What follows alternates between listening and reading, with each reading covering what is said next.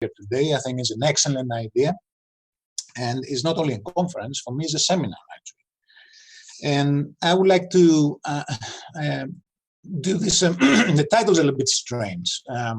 It was a collaboration between myself and Professor Joanna Han from the Tianjin University of Traditional Chinese Medicine. She's a professor she's teaching Chinese formulas there. So the idea about the Unani plague is a little strange to you probably. The plague reached the Roman Empire, as we know, in 165, 166 AD, from the east probably, and had several outbreaks until 180. The most important thing is that Galen was actually an eyewitness of this plague in at least 2 different cases. 166 in Rome, and in a military camp in 168, 169. Now, the symptoms included fever, vomiting, nausea, diarrhea, and so on, but the characteristic symptom was a profound skin rash with internal ulceration.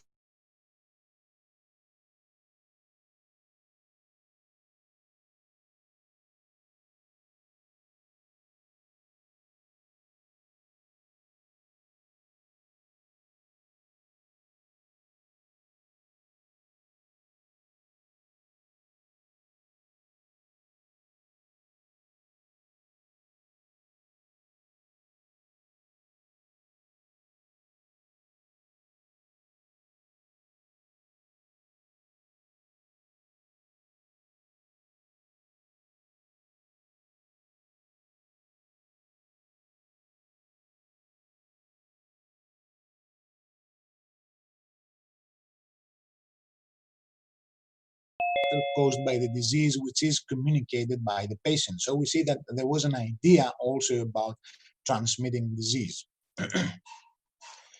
Plague, limos in Greek, is a term that is applied to an epidemic disease that has a great number of people, affecting a great number of people in a single place at the same time with the same symptoms.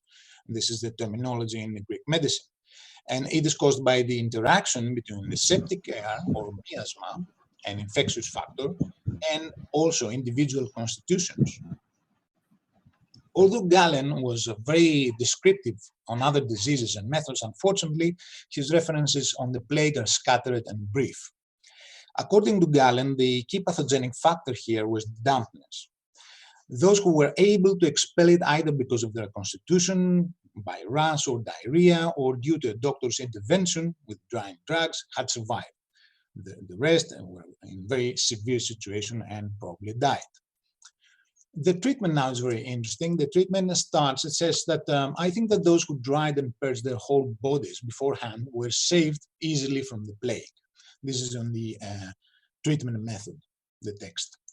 And again, we have a very interesting case that I'm going to stay here a little bit. It says that about a young man, a Roman, that in the 9th day of the disease, his whole body was covered by exanthem, this is skin rash, as was the case with nearly all who survived. And then it goes on and describes just a little bit the treatment. It says that he did an external application of a drying drug. Unfortunately, it's not mentioned, but we can hypothesize that it was, for example, it gives an excellent example as he used the Armenian earth, he says in a different text. Armenian earth was a soil, a mineral, actually coming from the borders between Cappadocia and Armenia.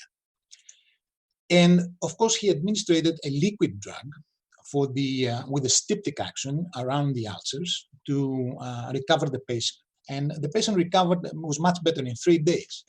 So this is the most interesting part for our study. What he suggested, Galen suggested actually for this young Roman to go to stay in Stabia. Stabia was at the time southwest of Pompeii, that was destroyed already, and of course south of the very well Vesuvius volcano. And this is the dark area here, shows the general distribution of ash and cinder during the eruption of 79 AD. This is very interesting because that happened less than 100 years before the plague, and there was a second eruption that happened in about 30 years, 203.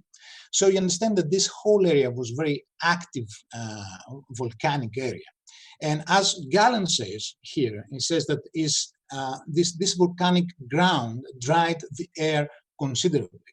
And Gallen also insists in the differences between the different animals and suggests for the young man to drink and eat the unboiled donkey milk, as this is the most cathartic of all milks. So, and of course the climate is very good because we have a lot of Roman villas, a lot of archaeological findings with a lot of Roman villas, presumably because of the excellent weather conditions. This is stubby. And now we go to COVID-19. COVID-19 was first recorded, as we know, in December 2019 in Wuhan, China.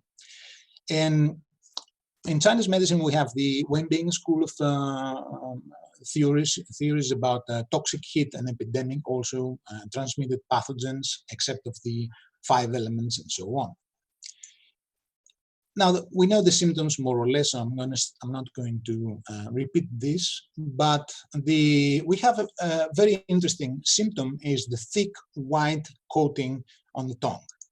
And the second one is the slippery pulse, and especially slippery pulse on the right chewing position, what is the lung position of the pulses, usually interpreted as turbid dampness, obstructing the lung usually.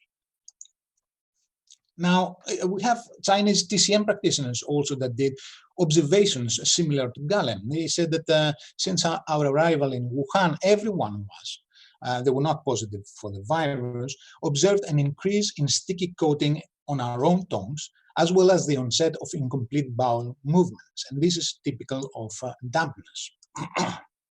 We can see here a picture of a patient's tongue. And also you can see here the comparison with a drawing. This is from the publishing of Ioannis Solos. Ioannis Solos is a Greek guy. He's translated, is one of the very few translations, as far as I know, on tongue diagnosis, classical texts on tongue diagnosis. Now, the treatment strategy, of course, has to it depends on the phase, but the most important thing is the dampness that basically, again, plays a key role on the increase of the severity of the disease. I'm not going to stay on the protocols because we've already seen by Dr. Kazemi and Dr. Karimi before the different protocols and formulas also. So I'm going to continue. The most important thing for me here and the comparison with Gallen, so we see that dampness is the typical key factor that is worsening the situation of the patient and goes to the more severe syndromes. The formulas were more or less covered by Dr. Kazemi. I think I'm going to stay with the dampness here and Singren and Yigiren that were mentioned before, and also phlegm in the lung. I'm sorry. Phlegm in the lung is one important here, which is a seed, because this Tingley can extract even the stickiest phlegm from the lung, deep inside the lung. And this is Tingley here on the left. So comparing the two different situations here, we have, of course, we have differences. The Antonine plague had a characteristic skin rash. It was probably smallpox. We're not certain. And COVID-19 is different, is a severe pneumonia. But the interesting thing is that in traditional medical terms, dampness is the key pathogenic factor in both epidemics. The treatment strategies that follow similar paths, mainly to expel dampness in a large percentage of patients. So to conclude, we have traditional medical systems that have their own concept on the pathology of an epidemic, and usually it is not identical with modern medicine. Dear Konstantinos, please 2 minutes. Yes, thank you. And I'm in conclusion anyway. So the important thing, as Dr. Jabin also said before, the weather conditions and climate factors are considered important in traditional medical systems, and this is a difference. The observations of the traditional medical systems were and still are accurate and very physical. So they offer alternative approaches to treatment, which can play an instrumental role even in pandemics. Certainly, severe or critical pneumonia stages demand modern medical facilities for the survival of the patients. If these patients were in a time of Galen, probably they would have died.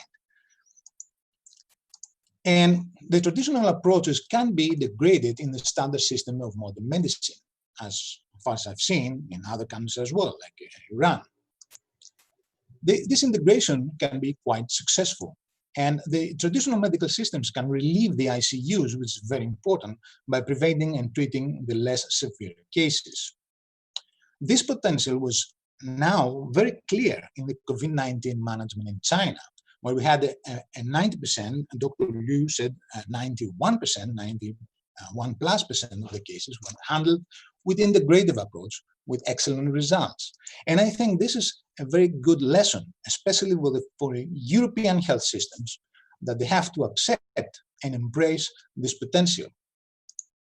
So I hope I didn't take a long time. Thank you for your attention.